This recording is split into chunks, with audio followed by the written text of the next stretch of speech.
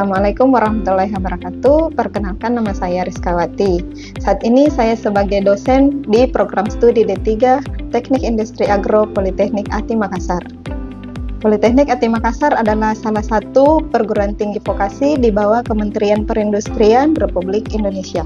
Saya memiliki pengalaman mengajar pada beberapa mata kuliah di program studi Teknik Industri Agro, diantaranya pengetahuan bahan agro, teknologi proses agro, pengendalian dan penjaminan mutu, statistik industri, dan pengantar teknologi industri agro.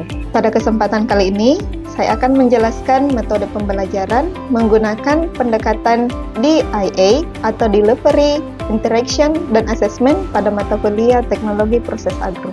Mata kuliah Teknologi Proses Agro merupakan salah satu mata kuliah inti sekaligus penciri yang harus dipelajari oleh mahasiswa jurusan Teknik Industri Agro. Mata kuliah ini mempelajari tentang konsep teknologi proses agro pada sektor industri agro secara terintegrasi. Materi yang diberikan pada mata kuliah Teknologi Proses Agro meliputi konsep mutu pangan, bahan tambahan pangan, proses pengolahan bahan pangan, proses pengawetan bahan pangan, konsep sistem keamanan pangan, penerapan GMP, HACCP, dan sistem jaminan produk halal atau SJH. Materi yang diberikan pada mata kuliah Teknologi Proses Agro meliputi konsep mutu pangan, bahan tambahan pangan, proses pengolahan bahan pangan, proses pengawetan bahan pangan, sistem keamanan pangan, penerapan GMP, penerapan HACCP, dan penerapan sistem jaminan produk halal atau SJH. Mata kuliah ini diberikan di semester 3 dan memiliki bobot 2 SKS, di mana menunjang profil lulusan yaitu sebagai staf teknisi produksi. Setelah menyelesaikan mata kuliah ini, mahasiswa diharapkan yang pertama, mampu mengetahui dan memahami konsep mutu pangan. Yang kedua, mampu mengetahui dan memahami bahan tambahan pangan. Yang ketiga, mampu mengetahui dan memahami teknologi pengolahan pangan. Yang keempat, mampu mengetahui dan memahami pengawetan bahan pangan. Yang kelima, mampu mengetahui dan memahami standar sistem keamanan pangan. Yang keenam, mahasiswa mampu mengetahui dan memahami sistem penerapan GMP. Yang ketujuh, mahasiswa mampu mengetahui dan memahami sistem penerapan HACCP. Dan yang terakhir, mampu mengetahui dan memahami sistem jaminan halal atau SJH. Selanjutnya, saya akan menjelaskan tentang teknik pengajaran menggunakan metode DIA atau Delivery, Interaction, dan Assessment. Tujuannya adalah menciptakan proses belajar mengajar yang lebih efektif, interaktif, dan terukur. Adapun materi pembelajaran pada mata kuliah ini adalah yang pertama adalah konsep mutu pangan, yang kedua bahan tambahan pangan, yang ketiga proses pengolahan bahan pangan meliputi proses termal dan non-termal, yang keempat proses pengawetan bahan pangan meliputi proses alami dan kimiawi, yang kelima konsep sistem keamanan pangan, yang keenam penerapan GMP, yang ketujuh penerapan sistem HACCP, dan yang kedelapan adalah penerapan sistem jaminan produk halal atau SJH. Selanjutnya, saya akan menjelaskan tentang sistem pembelajaran menggunakan metode DIA. Yang pertama, Delivery. Delivery adalah berfokus pada penyampaian materi kepada mahasiswa yang bertujuan agar mahasiswa memiliki akses yang jelas dan mudah terhadap pengajaran yang diberikan. Penyampaian materi dilakukan secara offline, di mana penjelasan terkait materi diberikan di kelas, maupun melalui e-learning, yaitu melalui Siakat dan Edlink. Media yang digunakan adalah LCD, PPT, dan video melalui aplikasi YouTube yang digunakan untuk memberikan gambaran tentang kondisi proses produksi di lingkungan industri. Metode pembelajaran yang kedua adalah interaction, di mana berfokus pada komunikasi dua arah dan menciptakan suasana kelas yang partisipatif. Interaksi di kelas yaitu selain penyampaian materi, saya juga memberikan kesempatan kepada mahasiswa untuk bertanya terhadap materi yang belum dipahami. Tanya jawab ini dimaksud agar mahasiswa lebih aktif. Selain itu, kesempatan menjawab juga saya berikan kepada mahasiswa lain sehingga dapat membangun diskusi kelas yang lebih efektif.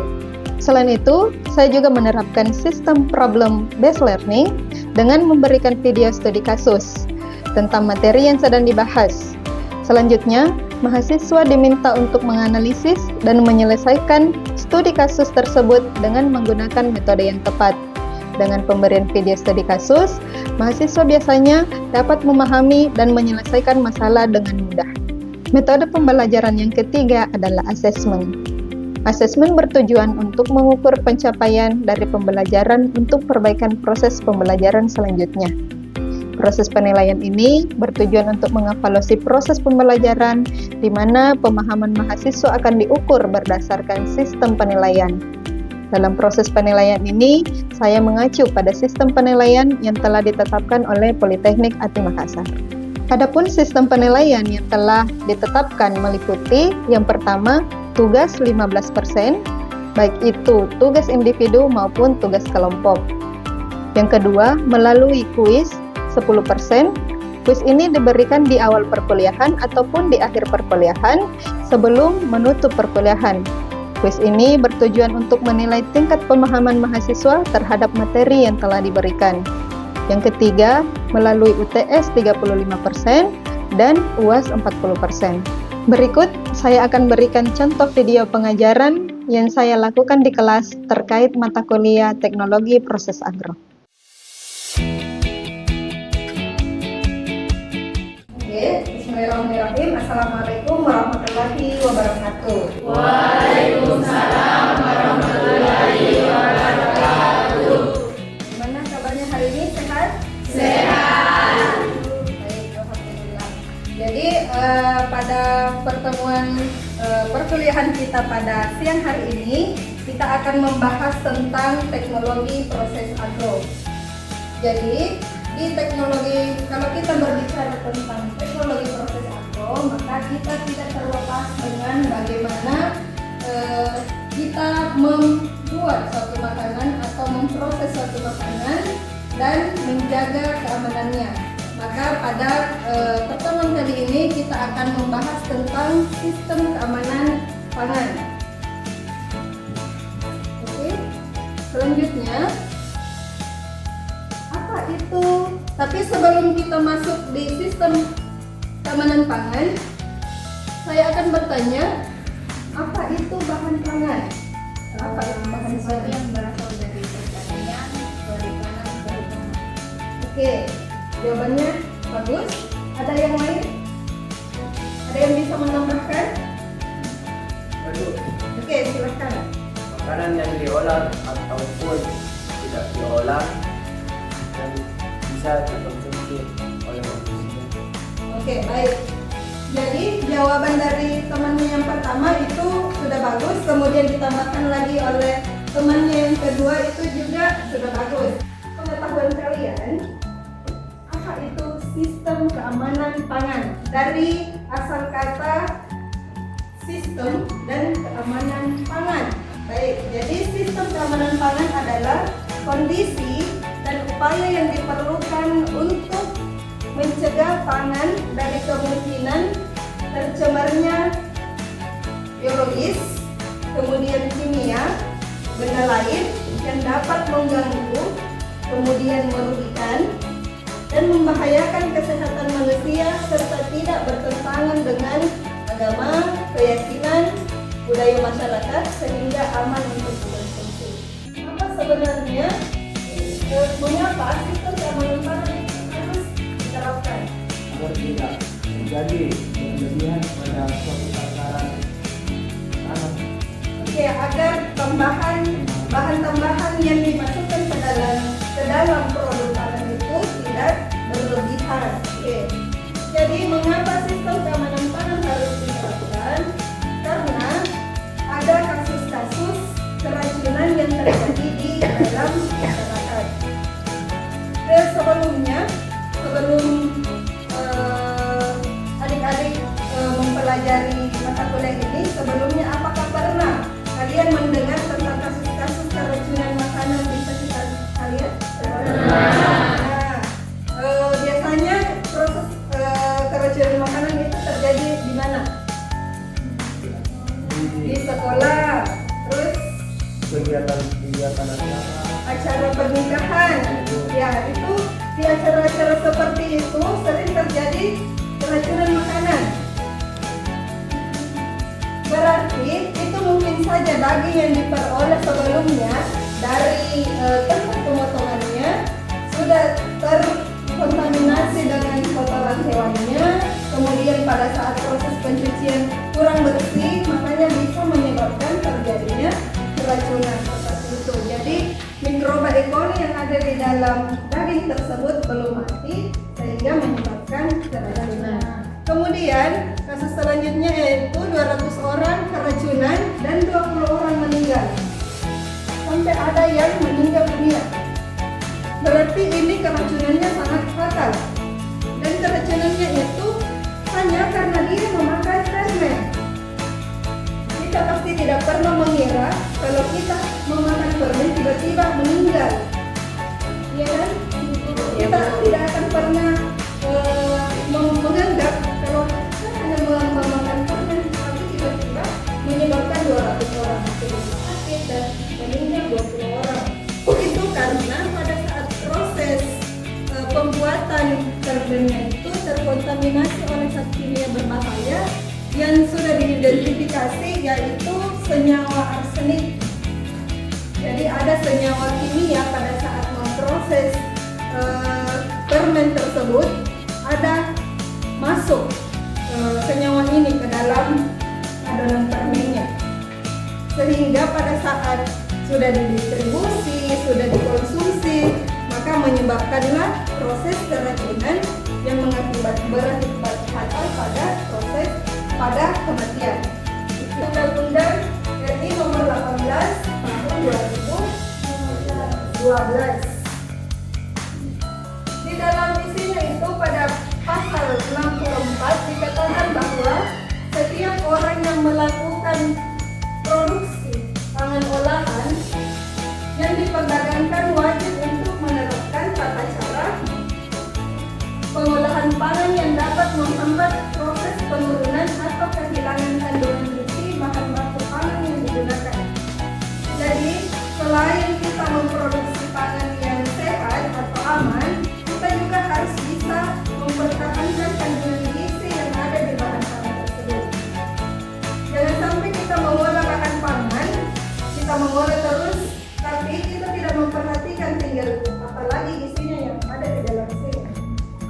Dia sudah dibakar, dia sudah digoreng, terus dimasak lagi, habis lagi isinya. Itu tidak boleh dilakukan seperti itu karena ada undang-undang yang mengaturnya bahwa kalau kita mau memproduksi makanan, kemudian itu akan diperjualbelikan, maka kita harus mempertahankan nilai gizi yang ada dalam bahan pangan tersebut. Jadi ketika pasal 64 ini tidak diterapkan, maka sanksinya di pasal 134 yaitu pidana dengan pidana penjara paling lama 1 tahun atau denda paling banyak 2 miliar. Bayangkan kalau kita, seumpamanya kita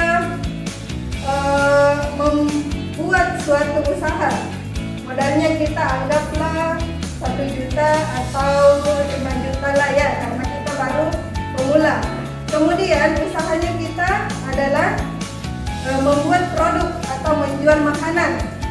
Tetapi pada saat kita membuat produk tersebut, kita tidak menerapkan proses produksi yang baik, sehingga pada saat ada konsumen yang membeli produk kita, dia keracunan, maka itu bisa saja kita masuk penjara dan atau didenda sebesar 2 miliar rupiah. Jadi, adapun tujuan sistem keamanan pangan, yang pertama, ada yang bisa membacakan saya? Yang pertama, apa tujuan dari sistem penerapan sistem keamanan pangan? Perlindungan konsumen dengan memastikan produk yang utuh dan aman. Oke, jadi perlindungan konsumen dengan memastikan produk yang utuh dan aman. Produk yang utuh dan aman. Kalau utuh itu, pernah tidak kalian membeli sesuatu, entah itu kerupuk atau permen, kemudian pada saat dirubah rumah, Anda buka tidak ada isinya. Nah, itu salah satu karena tidak dijaga dengan baik sistem keamanan pangannya. Jadi tidak supaya kenyal, supaya putih, apalagi biasanya supaya lengket. Jadi itu adalah praktek-praktek yang harusnya tidak dilakukan oleh pelaku usaha, tetapi karena keinginan mereka untuk membuat produk ini bertahan lama sehingga itu diterapkan di dagangannya. Gitu. Kemudian yang ketiga, memperluas dan memperoleh kepercayaan pasar. Jadi kalau kita memproduksi produk yang sudah bersih, sudah dirasa aman, kita akan mendapat kepercayaan dari konsumen. Konsumen itu tidak akan lari kemanapun kalau produk kita sudah dipercaya. Walaupun harganya sedikit mahal dibanding yang lain, tapi kalau kita sudah dipercaya, itu konsumen akan tetap tinggal atau tetap memilih produk kita. Yang keempat, memenuhi regulasi yang berkaitan dengan pangan. Jadi kalau kita mau memberikan standar ke produknya kita harus memang memenuhi regulasi tersebut. Kalau diminta untuk menerapkan sistem keamanan pangan, kalau kita mau dibilang terstandar, maka kita harus terapkan sistemnya seperti itu.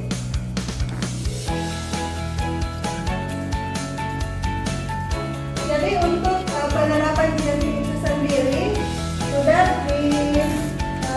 berdasarkan peraturan Menteri Perindustrian RI nomor 75 tahun 2010 tentang pedoman cara produksi pangan harapan yang baik. Manfaatnya bagi industri pangan merencanakan, membangun dan mengoperasikan perusahaannya untuk menghasilkan produk yang aman dan layak untuk dikonsumsi.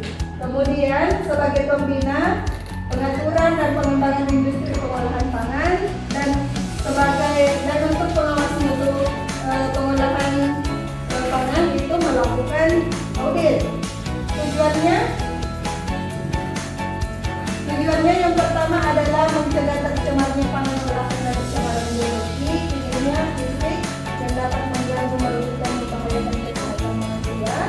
Dan yang kedua, membunuh atau mencegah berkembang biaknya gas organik, patogen, serta mengurangi jumlah gas organik. Untuk melanjutkan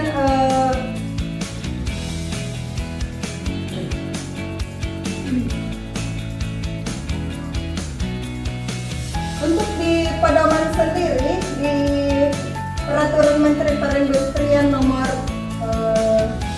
75 tahun 2010 itu ada 18 yang harus diperhatikan untuk menghasilkan produk yang aman untuk dikonsumsi.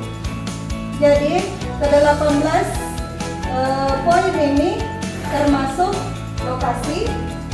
Jadi lokasi perusahaan atau UMKM, kemudian bangunannya seperti apa, fasilitas sanitasi, mesin dan peralatan, bahan baku, pengawasan proses, produk akhir, laboratorium, karyawan, pengemas, label dan keterangan produk, penyimpanan, pemeliharaan dan program sanitasi, pengangkutan, dokumentasi dan pencatatan, pelatihan, penarikan produk dan pelaksanaan pedoman. Jadi dalam penerapan GMP ini ada 18 poin yang harus diperhatikan agar supaya produk yang kita hasilkan ini menghasilkan produk yang bermutu dan aman untuk dikonsumsi konsumen. Ini sangat baik sekali. Jadi pertanyaannya itu apa saja yang bisa menyebabkan terjadinya keracunan makanan? Ya, jadi keracunan makanan itu sendiri bisa disebabkan oleh beberapa faktor. Yang pertama dari faktor bahan itu bagaimana dikatakan bahwa bahan itu sendiri bisa menjadi sumber racun. Jadi ada beberapa jenis makanan yang di dalamnya itu ada racun alami yang terkandung di dalamnya. Contohnya ada senyawa cyanida. Cyanida kan racun ya. Ada yang tahu kira-kira di produk makanan apa saja ada cyanida? Belum? Belum. Di bahan pangan yang mengandung cyanida itu misalnya yang paling dekat dengan kita adalah singkong atau ubi kayu. Kalau kita tahu ada cyanida di situ pasti kita tidak mau memakannya. Tapi tetap kalau diolah dengan baik maka cyanida yang terkandung di dalam makanan tersebut tidak menjadi racun bagi tubuh kita. Jadi kita harus memperhatikan proses pengolahannya. Kalau di ikan, ada ikan yang dia mengandung racun sendiri. Ikan buntal, betul. Jadi ikan buntal itu dia adalah jenis ikan yang tidak diolah seperti ikan lainnya. Ikan lain kan ya, gampang saja untuk membersihkannya terus dikonsumsi dan tidak menimbulkan terjadinya keracunan. Tapi ikan buntal sudah banyak beberapa kasus yang kita temui bahwa setelah mengkonsumsi ikan buntal menyebabkan kematian. Itu karena ada racun di dalam tubuh ikan buntal dan pada saat proses pengolahannya itu kurang bersih dan kurang baik, makanya bisa menimbulkan keracunan. Oke, jadi itu yang pertama berasal dari bahannya itu sendiri. Kemudian yang kedua berasal dari proses pengolahannya. Dia tidak sesuai dengan proses pengolahan. Contohnya produk susu. Produk susu kalau dia tidak ditangani dengan baik itu gampang sekali rusak. Kalau sudah rusak, anggaplah kita memiliki susu segar. Susu segar itu tidak bisa tahan di suhu ruang dalam kondisi terbuka itu berjam-jam. Jadi harus untuk mengawetkan susu tersebut maka harus dulu dilakukan yang namanya proses sterilisasi atau proses pemanasan di suhu tinggi. Kenapa harus di suhu tinggi? Untuk memastikan susu itu adalah produk yang mengandung protein. Protein itu mudah sekali ditumbuhi mikroba atau bakteri karena tempat makanannya memang mikroba itu protein. Jadi mudah sekali tumbuh di situ. Dan kalau susu yang kita minum itu tidak diproduksi atau dipanaskan dengan baik, maka akan menyebabkan keracunan. Kemudian yang ketiga bisa berasal dari siapa yang mengolah. Yang saya tadi, siapa yang mengolahnya. Kalau kita yang mengolahnya itu anggaplah dia sakit. Dia karyawan kita ini lagi flu atau demam, terus dia memaksakan tetap masuk kerja. Kan kalau dia batuk, terus kita tidak mau hal itu terjadi, tapi itu tiba-tiba ada di makanan, maka itu akan mengkontaminasi ke tubuh kita dan terjadilah penyakit seperti itu. Jadi kalau sudah tidak ada yang ingin ditanyakan, mungkin sampai di sini dulu perkuliahan kita pada siang hari ini. Materi kita akan dilanjutkan untuk pertemuan selanjutnya di minggu depan. Tapi sebelum saya menutup kelas pada hari ini, ada kata-kata motivasi untuk memotivasi kalian hari ini untuk tetap semangat dan berjuang dan sukses di masa mendatang. Ada yang mau membacakannya? Coba, Afia, silahkan. Hari ini adalah kesempatan untuk melakukan yang terbaik dan jangan pernah menyerah pada apapun yang benar-benar kamu inginkan. Baik, jadi hari ini adalah kesempatan untuk melakukan yang terbaik dan jangan pernah menyerah pada apa yang benar-benar kamu inginkan. Baik, terima kasih atas perhatian adik-adik sampai dengan siang ini. Kurang dan lebihnya mohon dimaafkan. Kita bertemu lagi minggu depan. Wabillahi taufiq wal hidayah. Assalamualaikum warahmatullahi wabarakatuh. Waalaikumsalam warahmatullahi wabarakatuh. Demikian salah satu pengajaran saya di kelas pada mata kuliah Teknologi Proses Agro. Semoga apa yang saya sampaikan dapat bermanfaat bagi kita semua. Wassalamualaikum warahmatullahi wabarakatuh dan sampai jumpa.